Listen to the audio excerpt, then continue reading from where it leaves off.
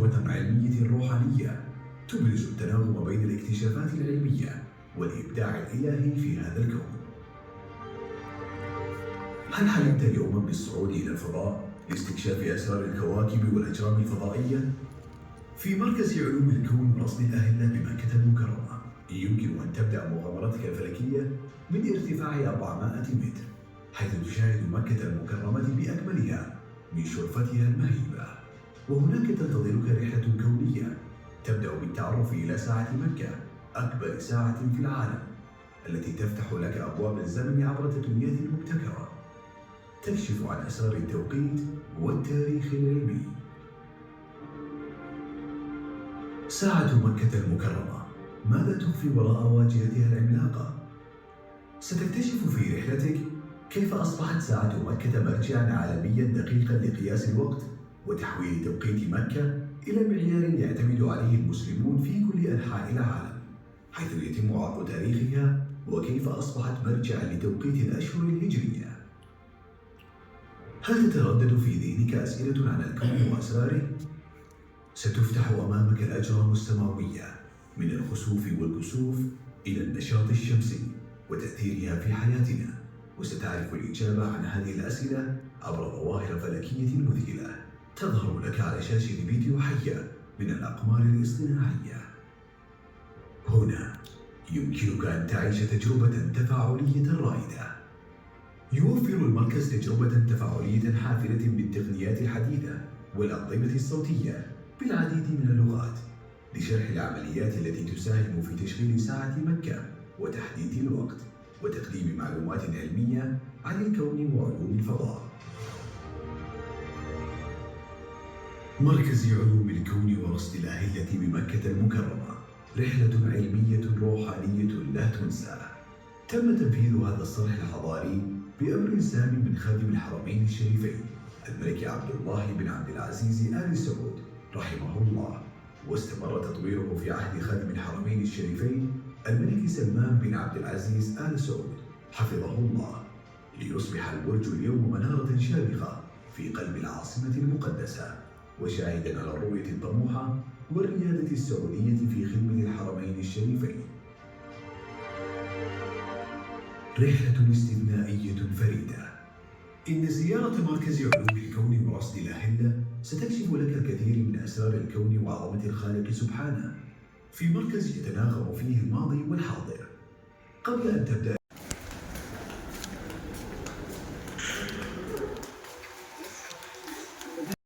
maka mustahilah untuk melihat langit dengan mata telanjang. Namun, di padang gurun yang gelap, kita dapat melihat planet dan ribuan bintang di cakrawala dengan jelas. Bintang-bintang ini bukan individu tanpa hubungan, tetapi merupakan bagian dalam sebuah sistem yang besar, yaitu galaksi kita. Sebagian darinya adalah pita keputih-putihan terang yang terbentang di langit di atas kota Mekah. Pita ini terdiri وَلَقَدْ جَعَلْنَا فِي السَّمَاءِ بُرُوجًا وَزَيَّنَّاهَا لِلنَّاظِرِينَ. Bintang pada langit malam membentuk kelompok yang mencolok, sehingga sudah 5.000 tahun yang lalu diringkaskan menjadi gugusan bintang. Tetapi banyak bentuk tersebut tidak mempunyai hubungan secara fisik dengan masing-masing bintang yang letaknya sering terpisah ratusan tahun cahaya. Kelompok etnis Arab kuno menggunakan bintang-bintang yang muncul kembali secara teratur di langit untuk menentukan musim, yaitu musim hujan dan kemarau, serta musim panas dan dingin. Astronom Islam dalam abad pertengahan mempunyai pengaruh yang paling besar dalam penggambaran rasi bintang dan pemberian nama berbagai bintang. Deneb, Wihga, dan Atair adalah nama dalam bahasa Arab dari 3 buah bintang terang yang membentuk segitiga musim panas yang terkenal itu. Untuk waktu yang cukup lama, bintang dan gugusan bintang juga digunakan dalam navigasi. Para pelaut menggunakannya untuk menentukan arah. Alat nautika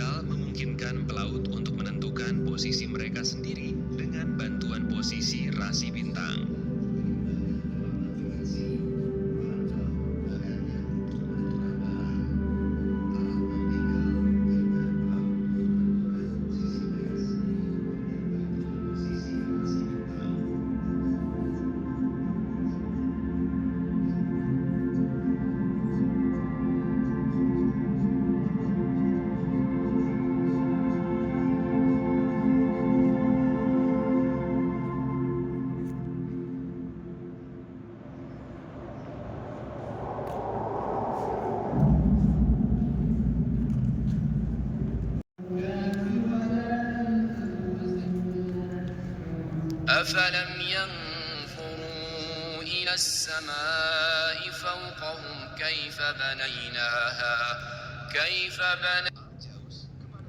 Gugusan bintang Pleiades mencakup sedikitnya 1.200 bintang. 9 bintang paling cemerlang. Gas dan debu awan di nebula elang dipandang sebagai tiang penciptaan. Di dalam kolom debu awan memanjang ini, sudah sejak 6 juta tahun secara terus-menerus tumbuh bintang-bintang baru yang terbentuk karena gas dan debu awan runtuh akibat pengaruh gravitasi mereka sendiri.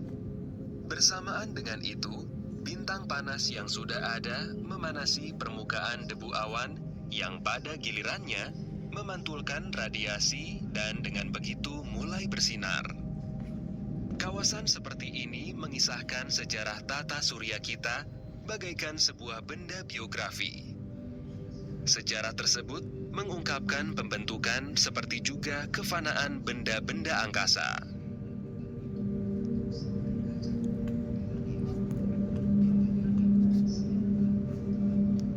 Nebula Orion merupakan sebuah laboratorium yang sempurna untuk penelitian pembentukan bintang karena dengan yang bersinar indah aneka warna pada nebula helix adalah sisa-sisa bintang.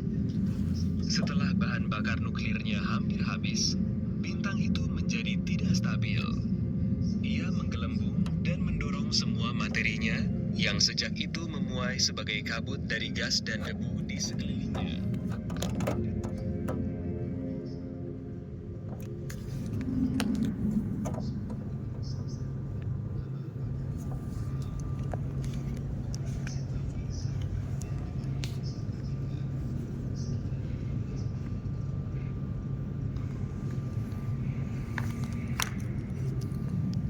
Bima Sakti adalah galaksi spiral. Nebula Orion merupakan sebuah laboratorium yang sempurna untuk penelitian pembentukan bintang karena dengan 1.350 tahun cahaya merupakan kawasan pembentukan bintang yang paling dekat. Para ditemukan bintang-bintang dalam jumlah yang sangat banyaknya. Di sekitar cakram galaksi terdapat ratusan gugusan bintang. Salah satu di antaranya adalah Omega Centauri. Galaksi tidak tersebar secara merata di alam semesta, melainkan membentuk kelompok dan gugusan. Dengan demikian, Bima Sakti merupakan bagian dari kelompok lokal sekitar 30 buah galaksi yang dihubungkan satu sama lain oleh interaksi gravitasi. Galaksi Andromeda dan Bima Sakti adalah anggota yang paling besar dalam kelompok ini.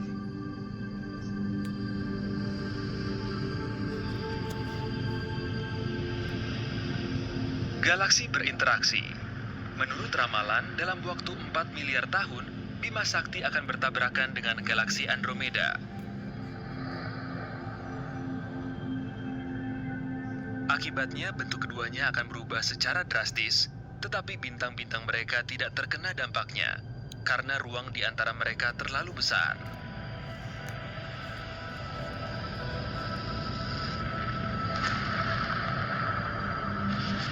Akhirnya, Bima Sakti dan galaksi Andromeda akan bergabung menjadi sebuah galaksi raksasa yang berbentuk eliptis. Kemudian kita akan melihat pemandangan menakjubkan yang memenuhi seluruh langit malam.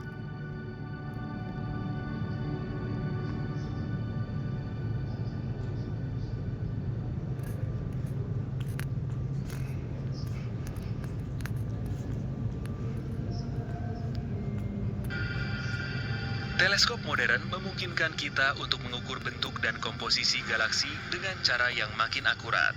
Kita tahu misalnya bahwa Bima Sakti adalah galaksi spiral balok yang lengan spiralnya berasal dari balok pusat.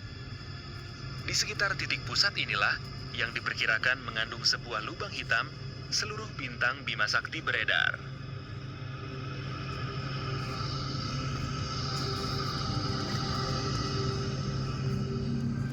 Salah satu galaksi yang mempunyai struktur paling besar di alam semesta ini tinggi tinggal bersama berkat daya tarik satu sama lain. Tetapi, di dalamnya terdapat lebih daripada hanya berbagai galaksi individu yang dapat kita lihat. Galaksi-galaksi itu sendiri hanya 10% dari massa suatu kelompok.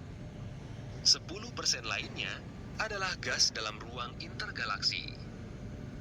Massa sisanya sebanyak 80% bukan hanya tidak terlihat, melainkan juga tidak dikenal dari apa yang mereka dibentuk.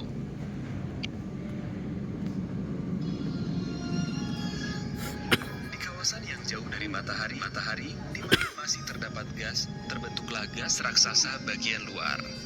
Mungkin pada awalnya gas tersebut juga mempunyai inti yang padat, tetapi ukurannya yang besar membuat mereka menghisap semakin banyak gas. Terbentuklah Jupiter, Saturnus, Uranus, dan Neptunus. Meskipun demikian, masih memakan waktu jutaan tahun sampai planet-planet ini memperoleh bentuk. Tetapi angin matahari yang timbul menghembus pergi sebagian besar gas tersebut.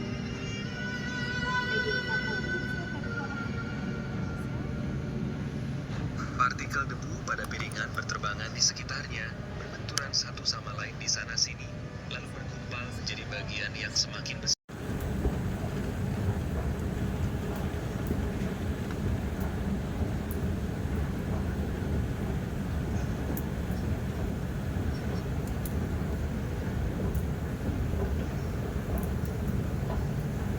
Alam semesta. Pada jarak 34.000 km dari bumi, satelit ini merekam matahari dalam 10 panjang gelombang setiap 10 detik. Setiap hari, terkumpul sekitar 1,5 terabyte data yang dikirim oleh satelit tersebut ke bumi. Dari data-data ini, dibuatlah peta tentang berbagai arus di bagian dalam matahari atau medan magnet matahari. Tetapi juga kecerahan matahari dievaluasi setiap hari. Hasilnya kemudian tersedia bagi segenap peneliti di seluruh dunia. Rekaman matahari hasil Solar Dynamics Observatory dapat Anda temukan juga di sini, tepat di belakang Anda.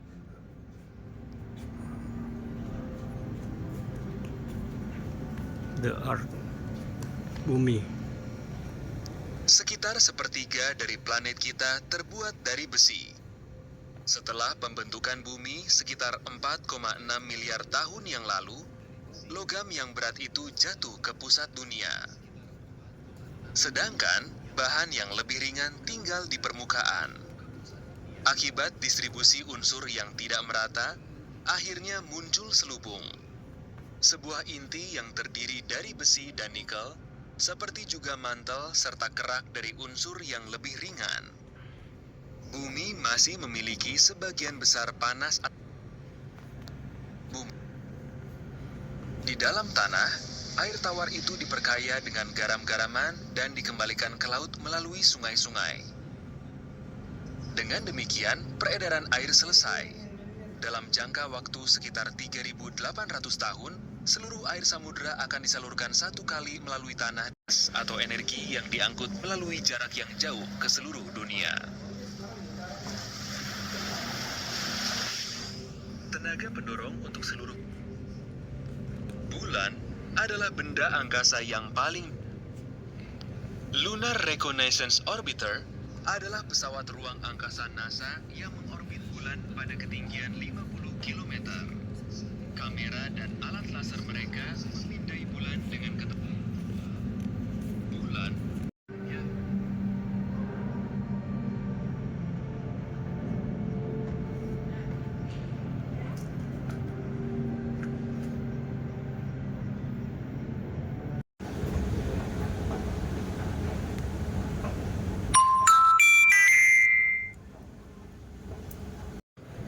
راح ولا ما راح ما فرق للاسف.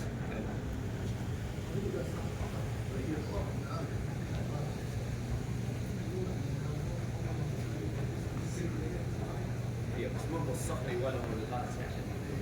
Di Mekah, pada 2 hari yang berbeda dalam setahun, matahari berada tepat di atas Ka'bah.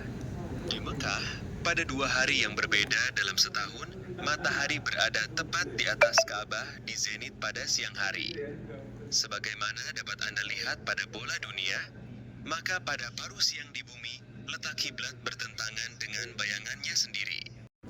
Alat ini merupakan gambaran Sudah pada abad 3 Hijriah atau abad 9 Masehi, para kartograf Arab dapat membuat peta dunia dengan garis pantai yang rinci. Atau pada abad 20, pakar fisika dan insinyur Jerman Sigmund Riffler membangun jam pendulum presisi yang optimum. Yang bertanggung jawab atas akurasi jam buatan Riffler antara lain adalah pendulum khusus yang bergerak dalam wadah vakum udara. Dengan cara ini, pendulum dilindungi dari gesekan udara dan variasi tekanan udara. Di samping itu, dorongan bagi pendulum untuk bergerak tidak datang langsung dari roda gigi, melainkan melalui pegas. Dengan menekan tombol, Anda dapat memperoleh kartu Mega Timestamp Anda sendiri dengan ketepatan sampai nanodetik.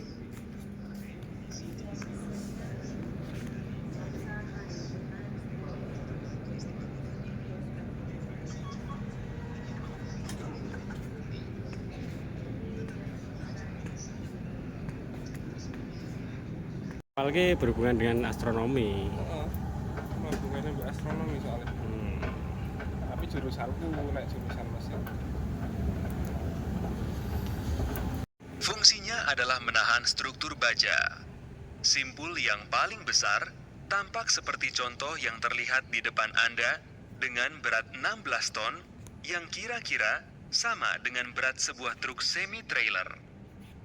Karena terlalu berbahaya untuk mematri simpul-simpul itu di area konstruksi di atas menara, maka simpul-simpul tersebut sebelumnya sudah dirakit di pabrik baja.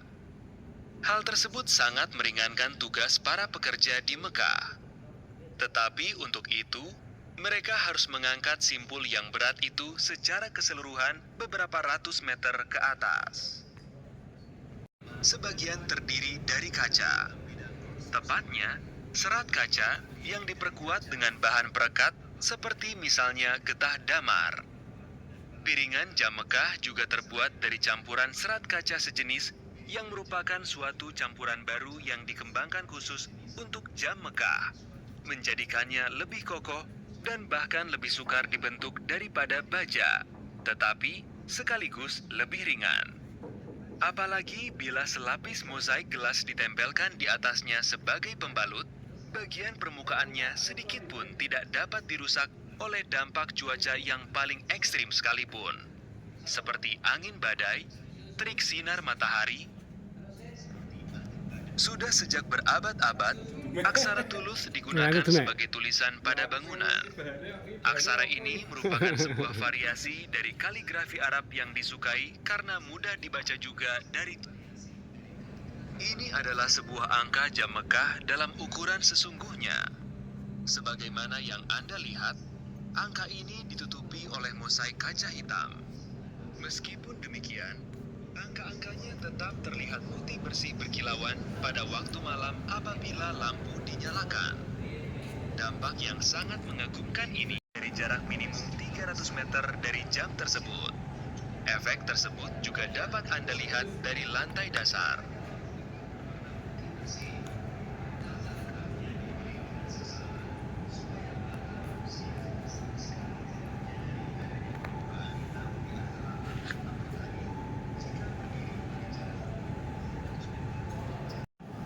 Disebabkan mekanisme jam yang sebesar itu belum pernah dikembangkan sebelumnya di dunia.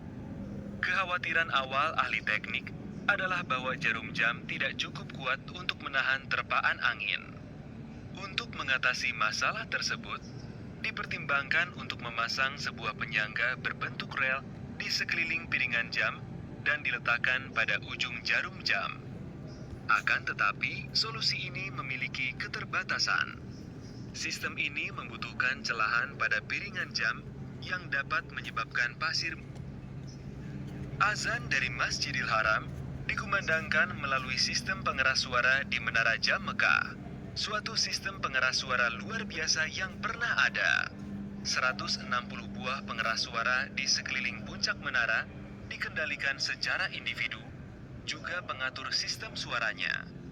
Sudut kemiringan pengeras suara diatur sedemikian rupa agar suara yang dipancarkan memiliki intensitas dan jangkauan optimal. Tetapi yang paling istimewa ialah secara elektronik.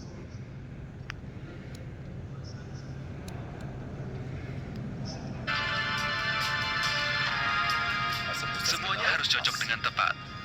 Hal itu berarti kecepatan yang sangat tinggi.